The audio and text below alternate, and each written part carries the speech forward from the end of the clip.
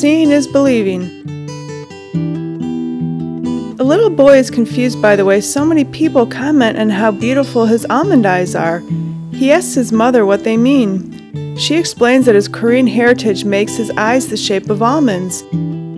The boy then starts to notice the shapes of his friends' eyes. This story takes us through examples of all sorts of eyes.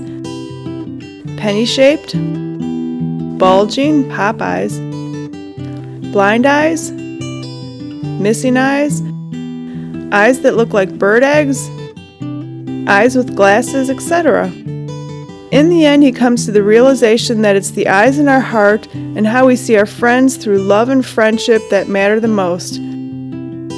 Get this wonderful book, Almond Eyes.